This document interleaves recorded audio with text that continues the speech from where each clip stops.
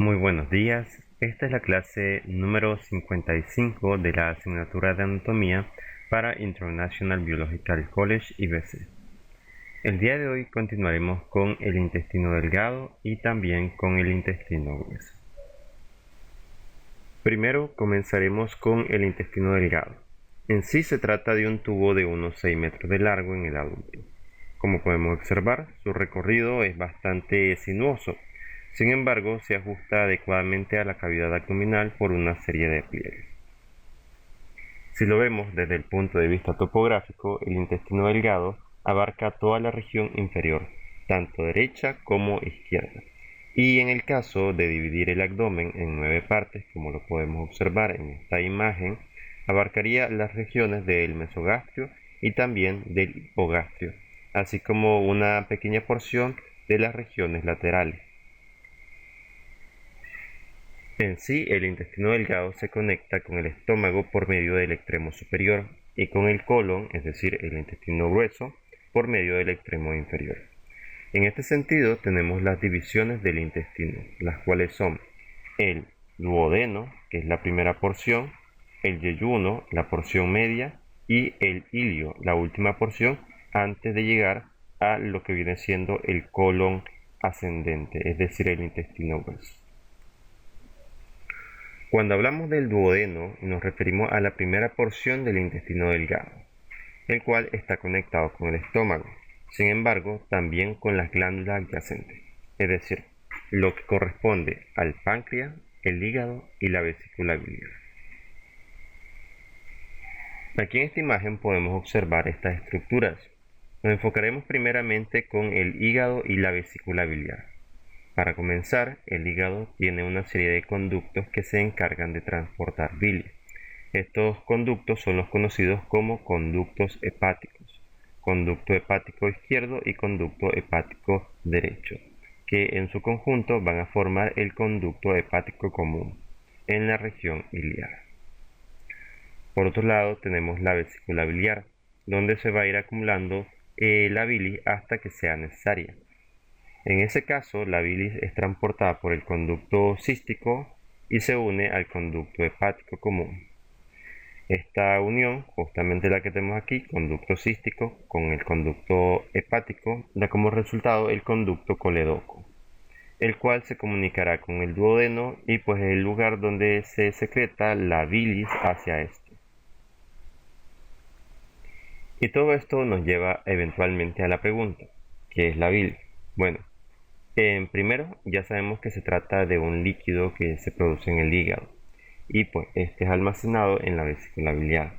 La cuestión aquí es su función, pues la bilis al llegar al duodeno comienza a descomponer las grasas de los alimentos ingeridos y transformarlas en ácidos grasos.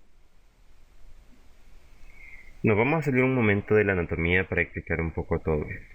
Entonces, ¿qué son los ácidos grasos? Bien, cuando decimos ácidos grasos nos referimos a biomoléculas, pero para ponerlo en palabras más simples, por ahora solamente diremos que es la parte esencial de la grasa que pues, podemos encontrar en los seres vivos o en el medio natural.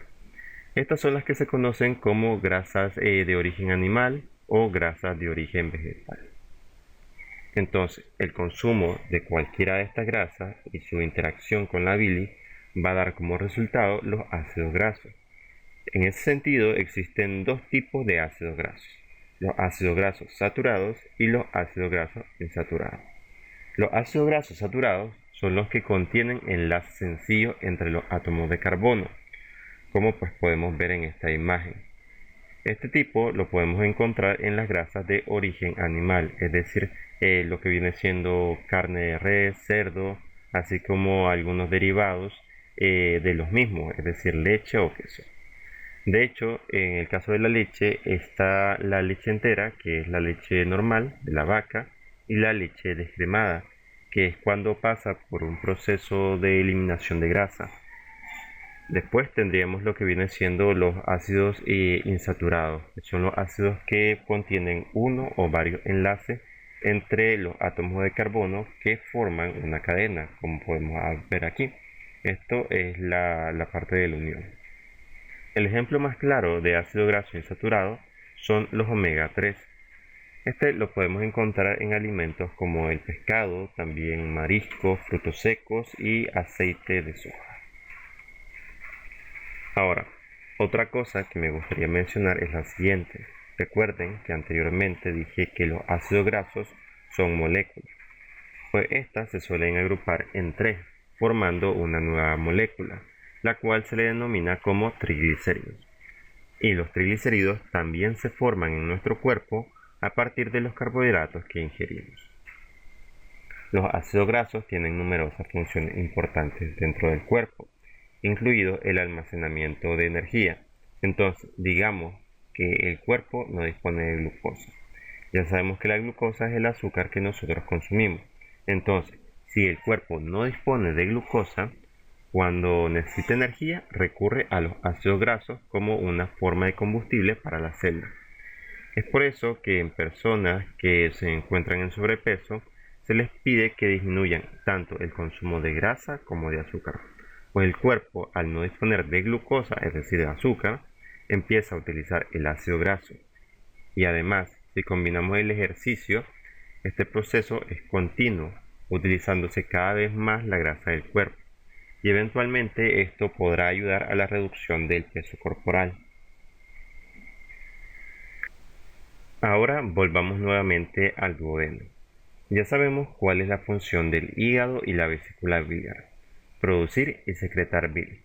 Y la función de la bilis es ayudar a la digestión de las grasas. Pero bien, ¿qué hay del páncreas? Bueno, en el caso del páncreas tenemos a un órgano mixto, tanto exocrino como endocrino. Exocrino quiere decir que segrega enzimas digestivas que van a pasar al intestino delgado. Y endocrino quiere decir que produce diferentes hormonas, como las más conocidas, la insulina y el glucagón, y pues estas son liberadas en el torrente sanguíneo. Al observar el páncreas, este se encuentra dividido en tres regiones, lo que son la cabeza, el cuello y la cola. El conducto pancreático comienza en la cola, dirigiéndose hacia la derecha pasando por el cuerpo. Ya en la región de la cabeza, este cambia de dirección, dirigiéndose hacia abajo, como podemos observar. Y en la porción inferior de la cabeza se une al conducto colédoco. Aquí lo tenemos, conducto colédoco, que ya sabemos que es el conducto que transporta la bilis hacia el duodeno. Estos dos conductos eventualmente pues se unen y van a formar en esta área de acá lo que es la ampolla de Vater, que pues se introduce en el duodeno descendente, que es la segunda parte del duodeno. Aquí al menos en esta parte lo tenemos como papila duodenal mayor, justamente acá, papila duodenal mayor. Esto es porque en el páncreas también hay otro conducto más pequeño que se le conoce como papila duodenal menor, que es el que tenemos en esta región, y que al igual que la ampolla de Vater, desemboca en una parte un poco superior del duodeno. Pero en sí, la unión del conducto pancreático y el conducto colédoco se le conoce mejor como la parte o la ampolla de Vater. Ahora, el páncreas secreta un amplio abanico de enzimas que incluyen proteasas, carbohidrasas, entre ellas la que se conoce como amilasa, es la más conocida, y pues también lo que es la lipasa pancreática. Para ponerlo en palabras un poco simples, la proteasa es una enzima que rompe los enlaces que unen los aminoácidos de las proteínas que consumimos. En otras palabras, va a ayudar a la digestión de las proteínas. Después tendríamos las carbohidrasas. Estas van a ayudar a la digestión de nutrientes fibrosos, es decir, hidratos de carbono como azúcares, almidón, entre otros. Y por último, la lipasa pancreática, la cual pues ayuda a la descomposición de los ácidos grasos. Una función un poco similar a lo que viene siendo la bilis. Pero en sí, gracias a esta enzima y a la bilis, el cuerpo puede digerir tanto los carbohidratos, grasas y proteínas que el cuerpo requiere para su buen funcionamiento. Ahora, en cuanto al trayecto del intestino delgado, como bien decíamos, además del duodeno se encuentran el yeyuno y el ilio. El yeyuno es la parte media del intestino delgado y se encuentra entre el duodeno y el ilio, como lo podemos observar. Este ayuda a continuar con el proceso de digestión y absorción de los diferentes nutrientes, es decir, vitaminas, minerales, carbohidratos, grasas y proteínas, así como también el agua de los alimentos para que el cuerpo lo pueda utilizar. Otra cosa que tenemos que saber es que la parte interna del intestino está constituida por un conjunto de vellosidades. Estas son conocidas comúnmente como vellosidades intestinales, es toda la parte que nosotros tenemos acá. Básicamente son unos filamentos los cuales se encargan de la absorción de los nutrientes ingeridos y conducirlos al torrente sanguíneo para que pues, lleguen a los diferentes órganos en función de sus necesidades. Además de todo esto, estas vellosidades tienen a su vez un conjunto de microvellosidades, como podemos observar en esta parte, los cuales van a aumentar la superficie de absorción de los alimentos. En esta otra imagen podemos observar la parte interna de las vellosidades. Podemos ver que cuenta con un conjunto de capilares tanto sanguíneos como también linfáticos, con los cuales los nutrientes pasan directamente a la circulación sanguínea, y de esta forma es que se da la absorción de los nutrientes. Y bien, para finalizar con el intestino delgado tendríamos el ilio. El ilio es la última y más larga parte del intestino delgado y se encuentra en el cuadrante inferior derecho del abdomen, aunque el ilio terminal puede extenderse hacia la cavidad pélvica. El ilio termina en el orificio iliar, es decir, la unión iliocecal donde comienza el ciego del intestino grueso, es decir, es una división básicamente. En la unión iliocecal, la lámina muscular del ilio sobresale hacia la luz del ciego formando una estructura llamada pliegue iliocecal en esta área que nosotros tenemos acá. Estas fibras musculares forman un anillo muscular dentro del pliegue llamado esfínter iliocecal, el cual va a controlar el vacío del contenido iliar hacia el intestino grueso. Básicamente, como todo el conjunto de esfínteres que hemos visto, tanto de la división del esófago con la parte del estómago con el intestino delgado y también del intestino delgado con el intestino grueso. En este caso, pues sería esta válvula. Ahora, para terminar, hay que mencionar que hay partes del intestino delgado que son específicas de cada segmento.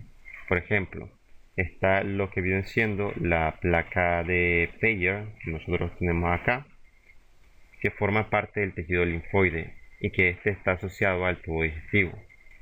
Estas placas se encuentran en el hilo. Por otro lado, tenemos la glándula de Burnett, que se encuentra en la submucosa del duodeno. Recuerden, el duodeno es la primera parte del intestino delgado y que pues también está conectado a las demás glándulas, es decir, vesícula biliar, hígado, páncreas. Y pues produce un moco que es rico en sustancias alcalinas que protege el duodeno de los efectos corrosivos del ácido gástrico. Es decir, esto evita que haya un daño considerable en el duodeno como ocurre en el caso del esófago si tuviera un problema de reflujo gastroesofágico. Entonces, esta sustancia alcalina va a ayudar a proteger la primera parte del intestino. Y bien, ya para finalizar vamos a hablar del intestino grueso. El intestino grueso, también llamado colon, es un conducto de mayor calibre que el delgado, el cual conecta este con la parte del ano. El colon se divide en tres partes, lo que viene siendo el colon ascendente, el colon transverso, el colon descendente y también una cuarta parte que vendría siendo el colon sigmoide, que es esta pequeña curvatura que nosotros tenemos acá, que eventualmente va a comunicar con el recto y el ano. Además de todo esto, también cuenta con un pequeño tubo llamado apéndice, el cual se encuentra en la primera parte del intestino grueso, este que tenemos acá. Ahora, para ponernos en contexto, Cuando los alimentos llegan al colon, estos se encuentran todavía de forma líquida. Entonces, la función principal del colon es absorber el exceso de líquido y fabricar así, de esa forma, las heces sólidas. Al igual que pasa con el intestino delgado, el grueso también absorbe algunos nutrientes, pero va a absorber principalmente lo que viene siendo el exceso de líquido. También debemos saber que en el intestino grueso residen multitud de bacterias, las cuales forman parte de la flora bacteriana normal. Es decir, son bacterias necesarias y útiles para el proceso gastrointestinal. Y bien, aquí terminaríamos por la clase del día de hoy. Como siempre, vemos lo que viene siendo la anatomía y en las próximas clases que veamos a continuación, veremos algunas de las condiciones, solamente algunas de las condiciones que afectan tanto al intestino delgado como también al intestino grueso, es decir, toda esta parte en general. Y bien, sin nada más que decir, me despido, muchas gracias por su atención y que pasen un buen día.